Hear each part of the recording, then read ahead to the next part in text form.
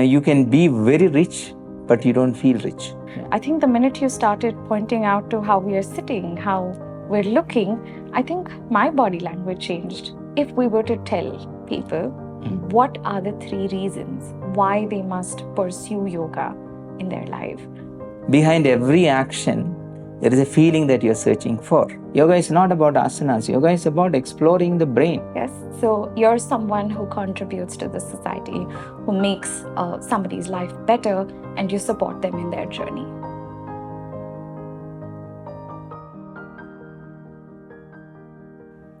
Welcome to Dialogues with Inspiring Minds, a series that's going to introduce you to some very interesting conversations and people, because we believe life is all about our stories, our journey, and our experiences. Anybody and everybody can teach us about different aspects about life. And in this series, we're going to be talking to inspiring people who've done some great work in their field, who also greatly lead some lives where people are focusing on happiness, authenticity, and the true meaning of resilience. And therefore, we welcome each one of you into this series. But today, we have somebody very interesting with us. We have Mr. Ragesh, who is also the founder and an expert in yoga for almost 30 plus years. He's going to talk to us about his yoga academy today and a lot to learn from him. So stay tuned in. Thank you so much for joining us today. It's lovely to have you here. Tell us a little bit more about you, Mr. Ragesh. I'm a yoga teacher. I train yoga teachers. I practice yoga. I run the yoga academy as you were introducing me. And I also NLP practitioner, life coach, and also work with people with happiness related issues. Wow, that's already a lot on your list. Yeah. Yes, so you're someone who contributes to the society, who makes somebody's life better, and you support them in their journey. Yes. Right? Yeah. How does that feel? It always feels good. It's basically I take care of myself, and rest is the sharing of what it is. Right. I think you said something very important. You take care of yourself. What does that mean? That means for whether we are talking about yoga philosophy or my own philosophy, we need to constantly grow, work on ourselves. That's the way we are designed. As long as you are in that path of constantly exploring who you are, and that will keep you happy. And then you express that through your teaching. So you practice this on yourself and you explore these different approaches of yoga, NLP, life coaching. I also heard that you're dwelling into hypnotherapy as well. Yes. So these are the practices and approaches that you use Yes. to uplift how we feel? Not basically to work with the mind. So one of the basic need is a better self-expression. So whatever tools I can use to create a better self-expression within me and around me, I keep exploring those methodologies. What made you come into this field of work? You mean yoga? Yes.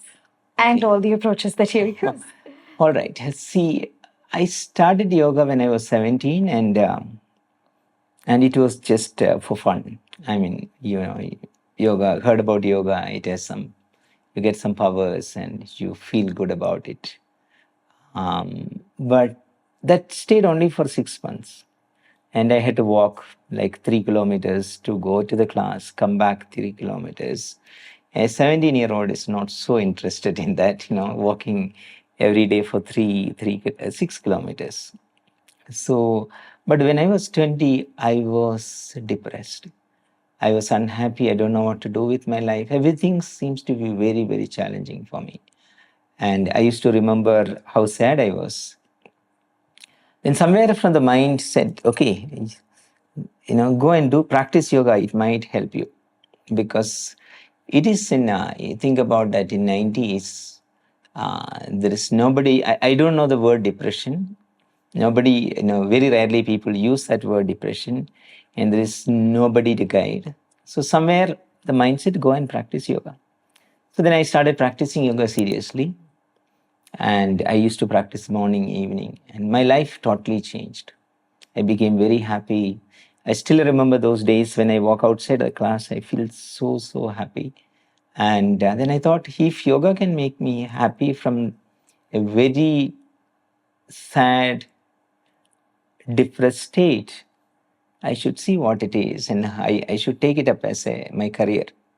So I was looking for a place to learn yoga and authentically. I don't want to do it here and there and teach, because I really want to know what it is, because this is going to be my career in. So I found this place, Bihar School of Yoga. So I went from all the way from Kerala to Bihar. It's a 3 days train journey. When you reach there, you still feel your body is moving like a train. So I did my master's in yoga psychology there. So exposed to Indian psychology, a little bit of modern psychology as well. That's how I got into. Then yeah. That sounds like a tough personal journey, something that you chose of what you've been through to transform your life and to also give that to others around you. Yes. So I'm sure it comes from a lot of compassion, the work that you do. Yeah. So one of the thing, the Patanjali, he wrote Yoga Sutras. One of the thing he says that being compassionate is one of the way to keep your mind happy.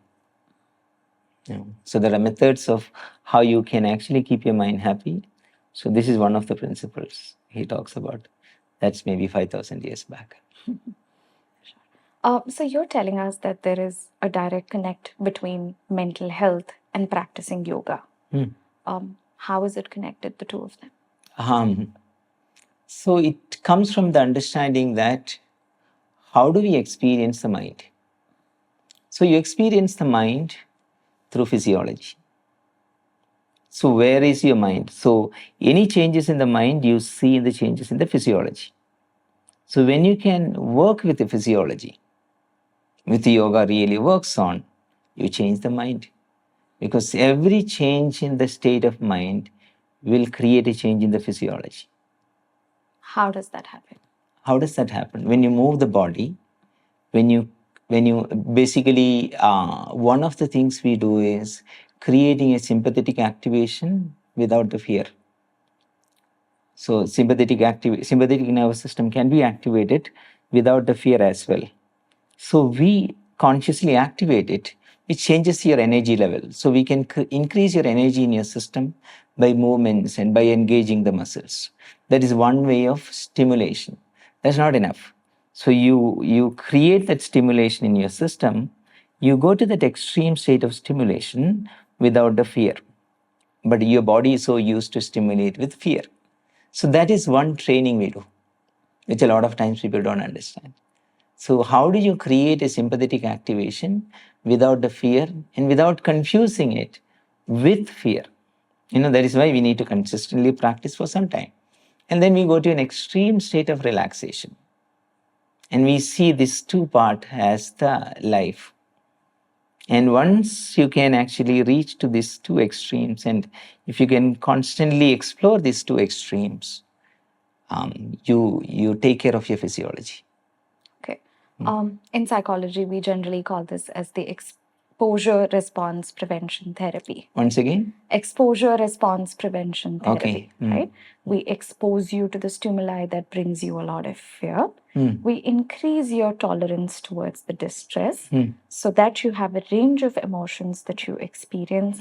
We give you the tools that you can manage and regulate these emotions, and therefore you come to a state of balance. Okay. Right? But I think that's very important what you're saying. Yes. But why the yoga become a different thing is that we, in that process, you change the system.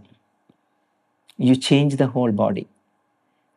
And your major feedback you're getting to your mind is from your body. So we change you to we turn a personality to a feeling personality, where a lot of feedback goes from body to the brain. the physical body to the brain. So it is, I call it a development of the sensory neuron stage. You know what I'm saying? You develop your sensory neurons, because what are the information going to your brain mostly? For a normal person, it is through senses. And a lot of times people have disconnection from the body. They're not connected with the body. So by creating this sensory neuronal buildup, you're connected with your body, and your physiology is changing, and your information is mostly coming from this a good state of body, and you stay in a relatively happy body or a happy physiology state. A very important point that you mentioned from your previous one as well, that says movement, small changes, activating or increasing the stimuli towards sensory aspects of your body allows to changes in the mind and the mental state as well. Yes. Right? So the mind and body are absolutely connected. Absolutely connected. Right? So, which you're referring to as the sympathetic nervous system, which is responsible for our fight, flight, freeze, Yes. And aspects where even other states of anxiety are aroused. Yeah. Right? The state of depression, where you have physiological aspects of mental health that are affected, like increased fatigue, sleep disturbance. You're unable to make decisions because of the mind space that you are in.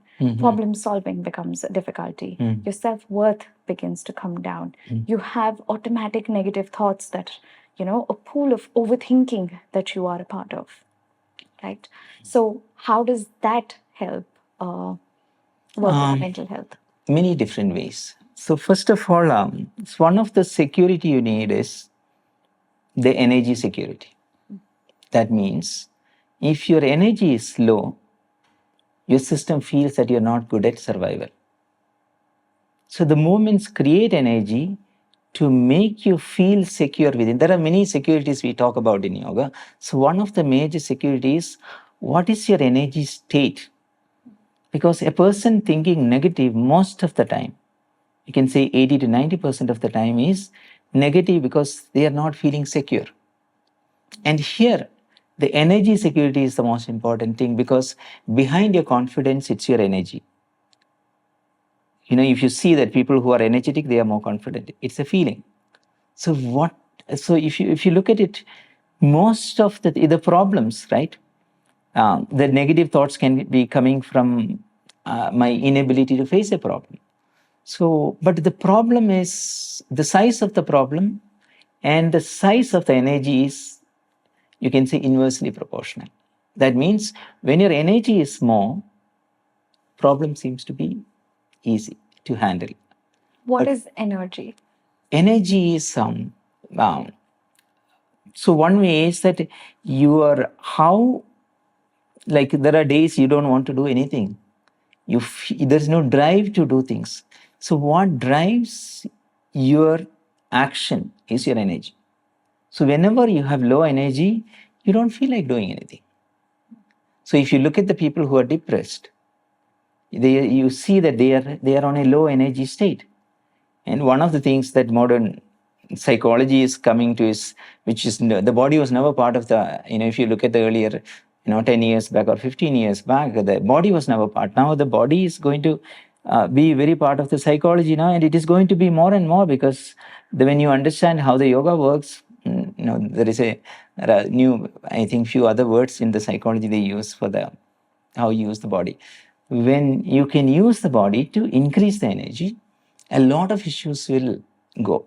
That is the one aspect of it. I talked about the physiology. So the other thing is that there is a mind in your shape of the body. That means if I have inability to open my chest and sit here like this, I communicate something to you now, right? Rather than what I was communicating here now. So the moment I change my posture, I change my state of mind. Okay. So if I have inability to adapt to different shapes with my spine, my mind is compromised. So if you look at a lot of people, they have inability to create different states with their body. And then whatever the therapy you do, your basic issue is in your body.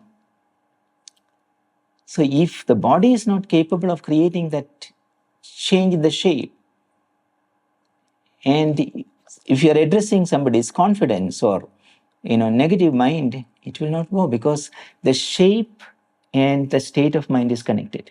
That's why we are doing so many unnatural things in yoga, right? So if you look at a chakrasana, which you never want to do it, and it's not functional. Yoga postures, if you really look at, they are not functional. Why do you need a chakrasana? You know what is chakrasana? Yes. The wheel pose. In your real life, you never use it. What does it do? Because, so when I am talking to you, there are micro adjustment I am doing in my spine to express the way I am communicating my emotions. So if I have the inability to create this micro adjustment in my spine, it affects my communication. It affects my expression of emotions. It affects the way I feel, because most of the feeling is coming from within. In which body you are staying, and that body is not giving you a good state, whatever you do outside, it will not stay longer. So the shape as a mind, the movement as a mind. You see somebody walking, there is a mind in the way they are walking. You 10 people you observe walking, and you see how the mind is in their walking. Because ideally, so if you look at the most of the people who are unhappy, forget about the mental challenges. The unhappiness, major reason for unhappiness is they are not close to the way the body is designed. The body is designed. Most of the people are staying in an underdeveloped body. And natural happiness, it's almost impossible to experience it, because there is a design in our body, right? There is a design, the way the nature designed the body to experience life. And if the body is compromised, that experience is compromised. That's a lot of people, they don't understand it. That is the difference between gym and yoga as well, because the gym, they don't explore this way. They don't explore the one which we talked about, the extreme state of activation and relaxation. So there are so many things in yoga which yet to be explored by the people. We often hear in psychology, especially, that trauma is stored in the body, right? I think that's what you're specifically referring to. But have you had any case where, or a client where they've had experienced extreme emotions, challenges with regulation, experiences of trauma, and you've been able to work with them through the transformation? The body stores everything. That's the only place in the mind can store things. And when you say the body stores in muscles, body stores in joints. So we have practices to work on the muscles, which releases a lot of things. But I don't promise that all the trauma will be cured by practicing yoga. There are something which is deeper. It need a different intervention. But when it comes to the body, we can release a large part of it through yoga. Through yoga. Of course, psychotherapy and counseling is something that we can work on cognitively, which means through their thoughts, through their conscious mind. But yoga helps with the body. Yoga helps. I have seen that people, even yoga or even the physical practices like gym or any martial arts or any of those things, if you look at them, the number of people, if you take the data of people who are coming to the mental problems, the number of people physically using the body would be very less in that group. Absolutely, I agree with you. One of the first things that we tell our clients is to start with 10 minutes of pranayama, with 20 minutes of brisk walking to the least. Okay. Right? Because probably, going to a yoga session or joining the gym might be a little more challenging with their current state of mind. The first thing we recommend is some movement in the body that helps work on our mental health. Yes, definitely. Any movements. The one of the statement I make is the movements are healing. If you move your body, you heal your body. You heal yourself, not just the body. The thought, the quality of the thought changes the moment you start moving the body. Absolutely. One of the things that we tell our clients is when you're walking, lift your chin high up and walk Okay. a little, right? Because usually when we're walking and we're low on our energy levels, we look down, right? We say just lift your chin a little higher Yeah. while walking. And they come back to us saying that, you know what, that actually helped. Yeah. So think about that. This state becomes a permanent state in you by consistently practicing yoga. You know, that is what we are doing in yoga. That is the reason, the importance of yoga, not just for everybody.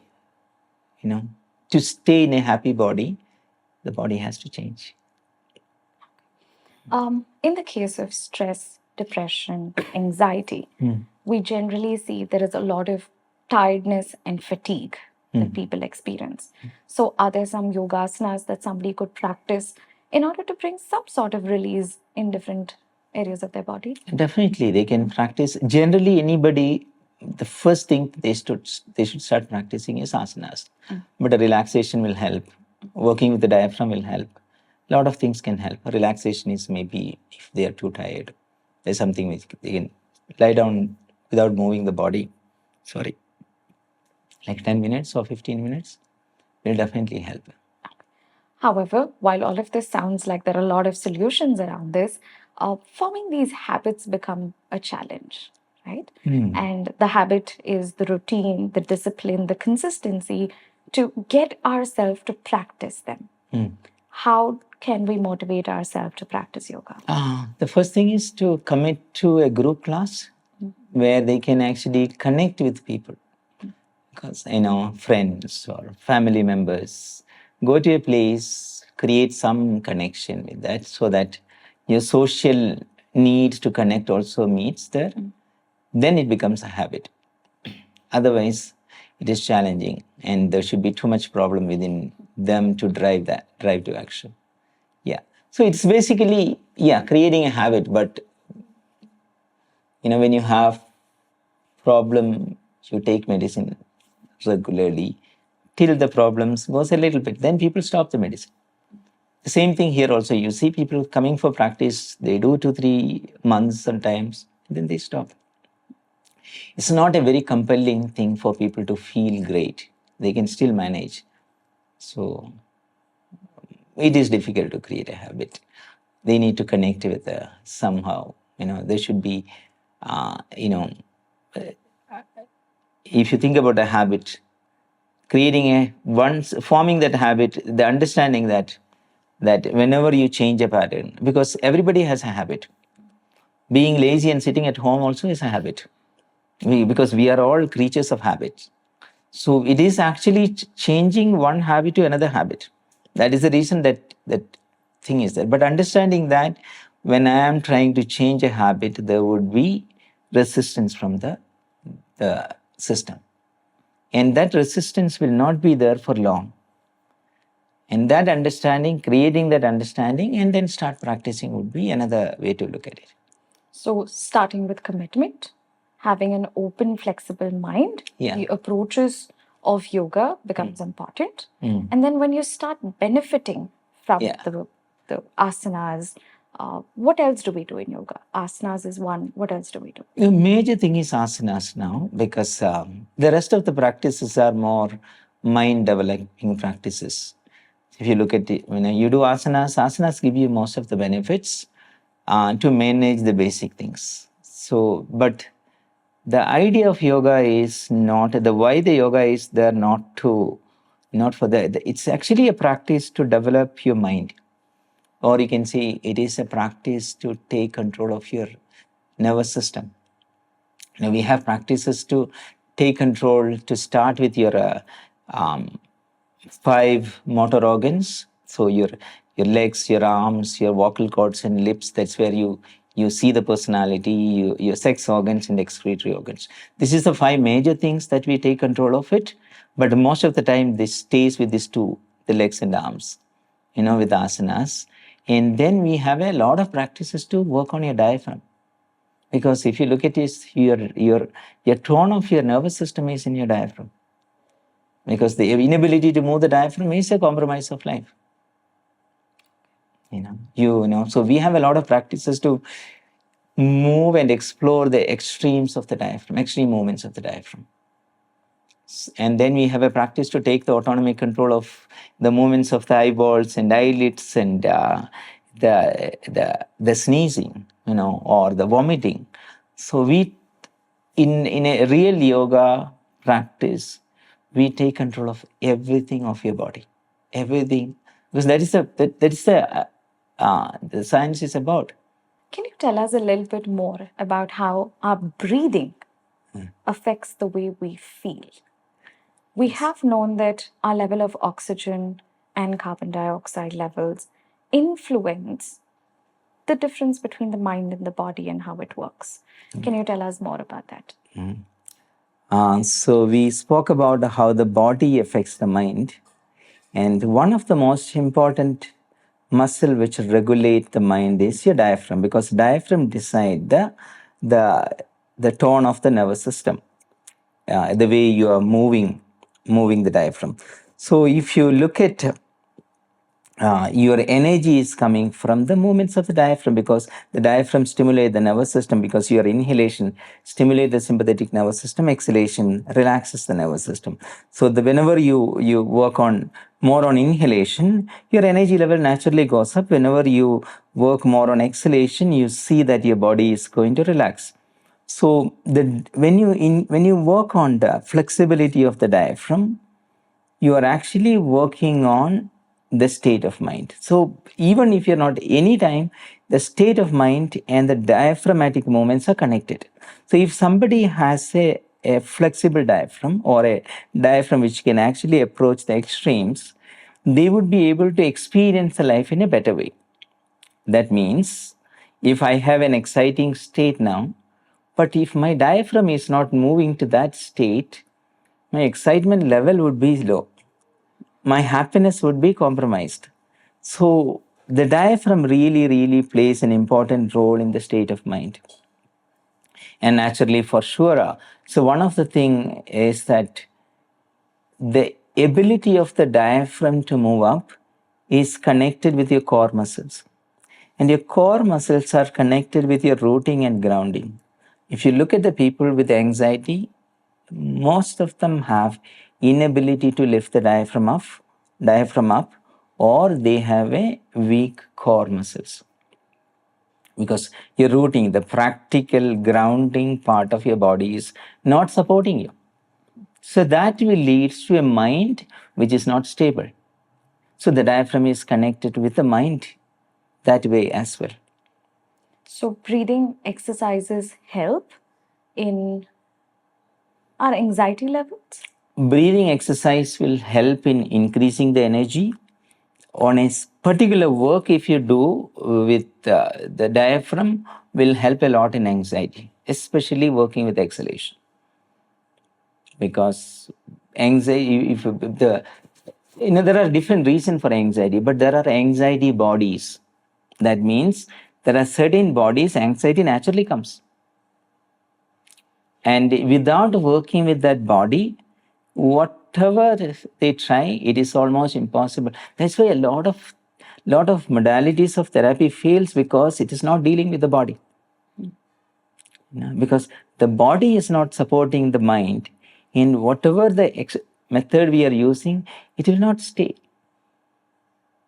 So it will help in many different ways, the working with the breathing. Generally, your energy levels, your mood changes, mood becomes better when you're working with the breathing. And it is one of the ways, like for example, if I'm tense now, I can do few deep breathing without you realizing it, to calm down my mind. You know what I'm saying? So one of the subtle way of controlling the mind, because if you look at the mind, it is very difficult to control the mind through mind. But you can control the mind through body, you can control the mind through breath. So this is the first two things we explore in yoga first. So you always take control of the breath and take control of the mind. So when your breath changes, mind changes. When your mind changes, breath changes. So by changing the breath, change the mind. Very simple. In our practice, we very often use something called as grounding techniques. Okay.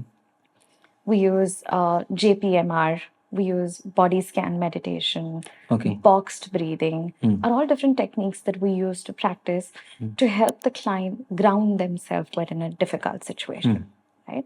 And I'm sure from what you're telling me that breathing is a practice that we must all learn. It's something that we have to seek from an expert because we see different changes in the way we feel. But meditation is something that a lot of specialists recommend and do not recommend based on our emotional states. What do you have to say about that?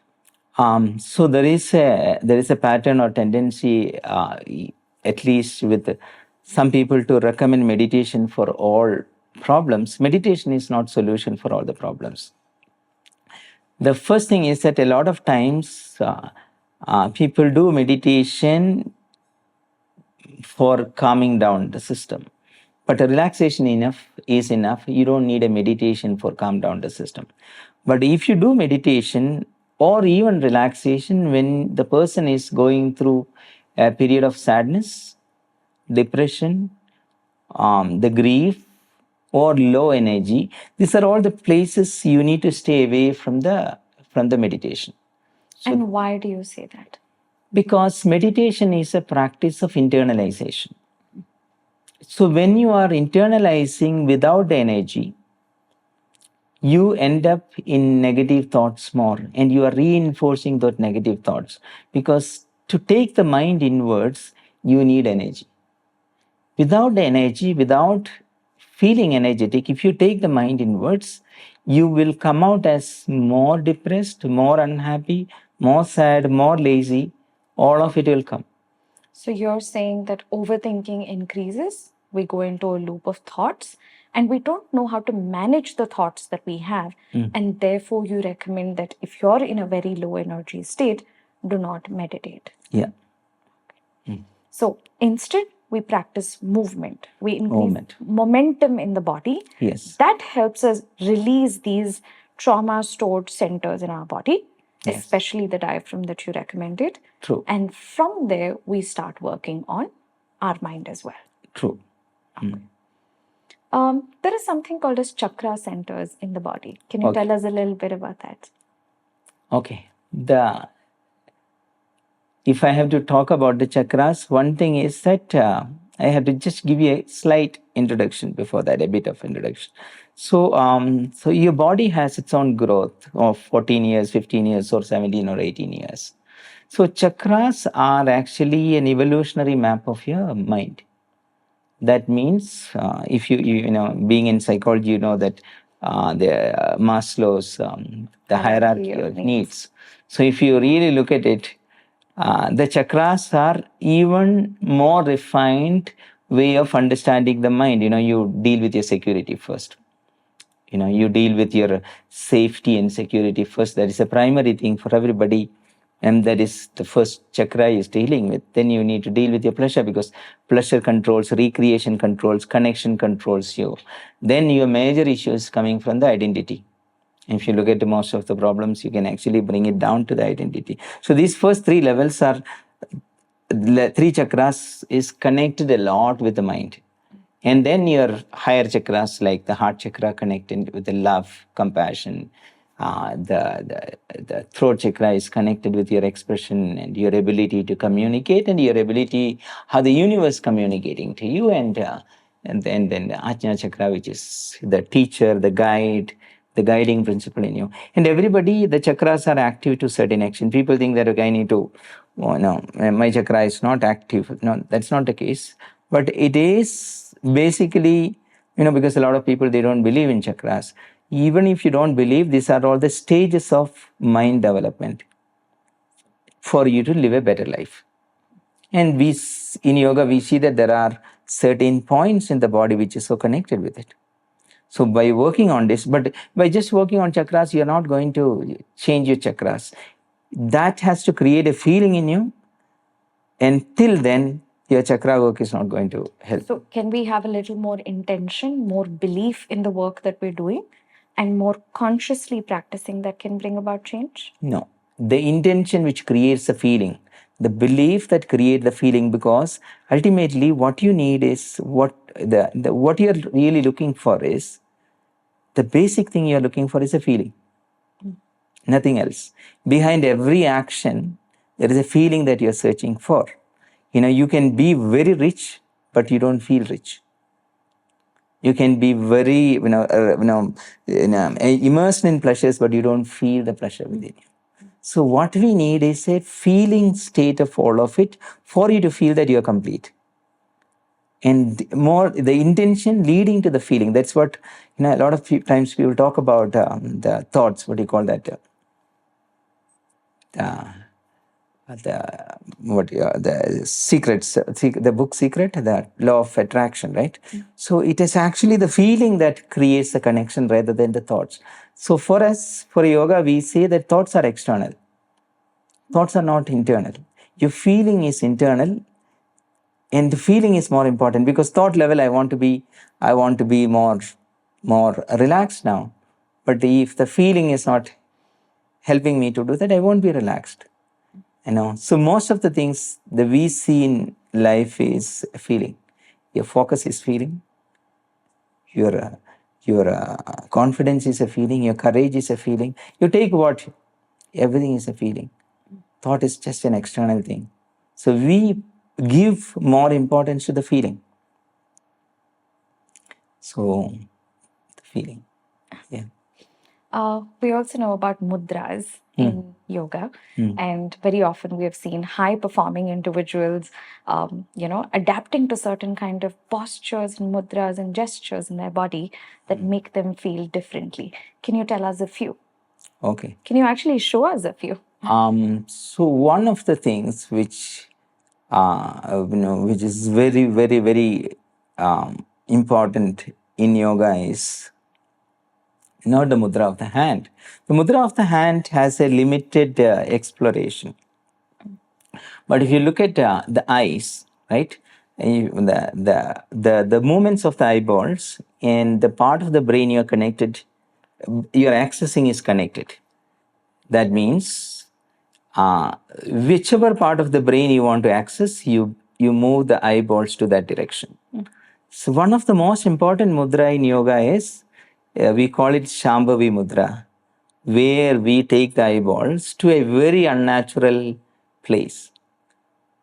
And that can change the way you explore the brain. If you, in the modern neuro-linguistic program, we say that when you look at the people who are looking at up are the visual people who are looking at down are the kinesthetic people, and people who are looking at the sides are the what do you call? Auditory people. So yoga is actually found this much more deeper. So we have locking the eyeballs in certain very unnatural state to explore the brain. That's why I keep saying people, yoga is not about asanas. Yoga is about exploring the brain. And by locking that, you may be exploring some part of the brain which you never explore. And so then when you are creating more activity in the brain. Creating activity in the brain and accessing certain part of the brain which normally people cannot access. So it creates new neuronal pathways and connections in the brain as well. Yeah, that's right. It creates a new neuronal pathway. Yes. So if we were to tell people what are the 3 reasons why they must pursue yoga in their life, what would you ask them and what would you tell them? The first question I usually say, do you want to drive a luxury car or do you want to ride an auto rickshaw on a bumpy road? Because you stay in your body. Your major feedback you are getting to your mind is from your body. If the body is not giving you a good feeling, whatever coming from outside will not help you to feel complete and settled. So for that reason, practice yoga. Second thing is that in life, we say that, everything is moving, and if you look at the universe we are in is constantly expanding. There is nothing which is not moving. And if you are stuck, you will not be happy. The direction in life to explore your mind, that we connected with the movements, it's very important for your happiness. If you're stuck, you won't be happy. For that, exploring your own mind, you practice yoga. The third one is that I don't know whether there is a third one, but because I covered everything in the first one, the second one, and third one is that if you practice yoga, maybe it helps the society to change, Because our energy levels are different. Yeah. We go with a different energy with people around us as well. Yeah. I think the minute you started pointing out to how we are sitting, how we're looking, I think my body language changed through this. One more thing, conversation as right?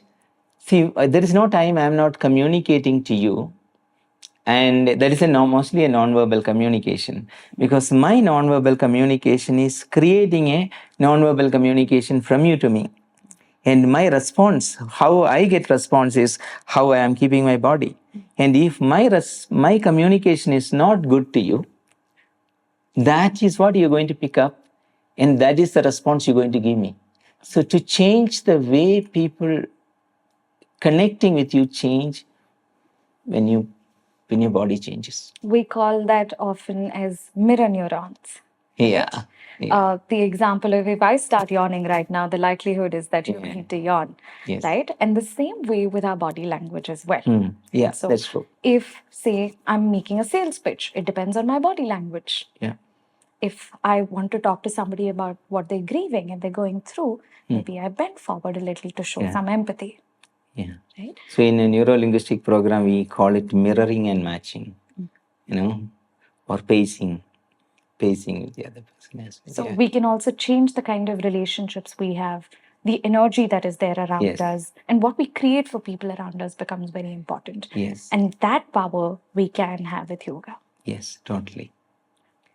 And if you were to conclude and tell us what yoga means to you and why you pursue people to pursue this, what would that be? Yoga is a science of developing your nervous system, or it's a science of helping you to explore your mind. And we use asanas, we use breath, and we use mind. These are the three tools we have to explore that. In other words, if I would put it across as a psychologist, we have different stress reactions, right?